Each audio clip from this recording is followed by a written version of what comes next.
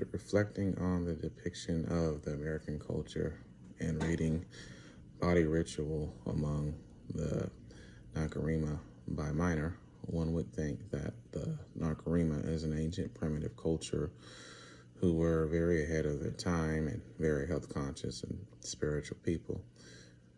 With a mention of shrines, medicine men, and herbalists, one would think that the society was comparable to the ancient Mayan civilization from around 300 BC.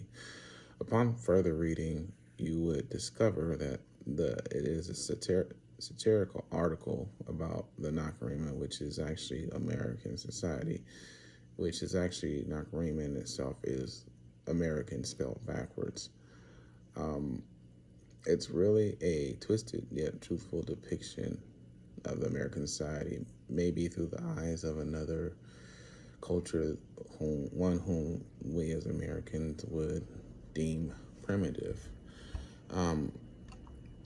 Within my culture, we have what one might consider primitive, or not primitive, but a consider emotionally charged communication within a lot of ethnic cultures when we communicate to one another over an actual issue or problem within the culture. When discussed, it could be perceived as loud or argumentative, when in fact it's actually just, it may be just a heartfelt, sincere, or a conversation which just draws a lot of emotion, but not meaning harm, but while less meaning to be heard. It also can be received as, it could be argumentative, and sometimes when in fact, and oftentimes it's not. The loud emotional response can be seen in a spiritual setting such as church and at social gatherings with people amongst the same cultural background.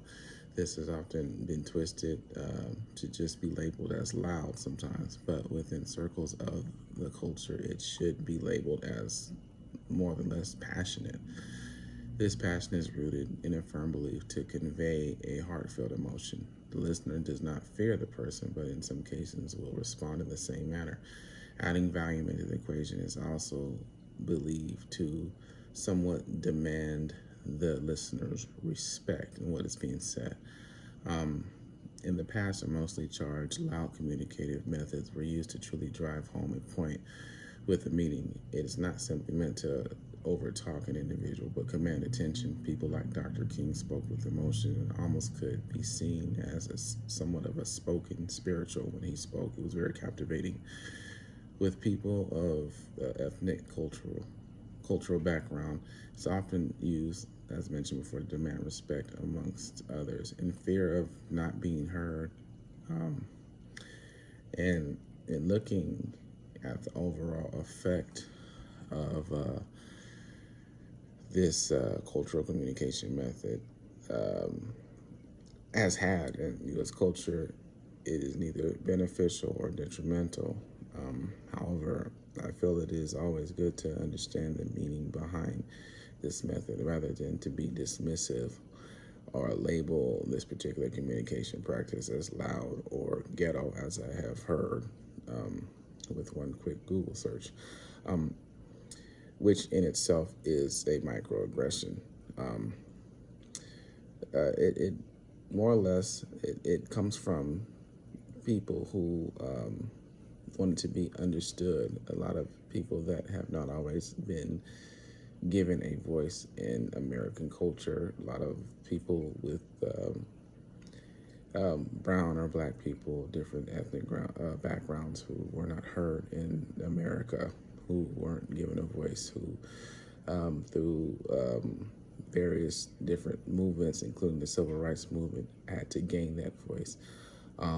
Specifically, in an excerpt from the article on the site, The Fader, it's titled The Politics of Being Black and Loud by Eternity Martis. She writes about the musical efforts that performer, songwriter, godfather of soul James Brown wrote during the civil rights era to draw attention to the identity shift for blacks to no longer be known as Negroes, but blacks.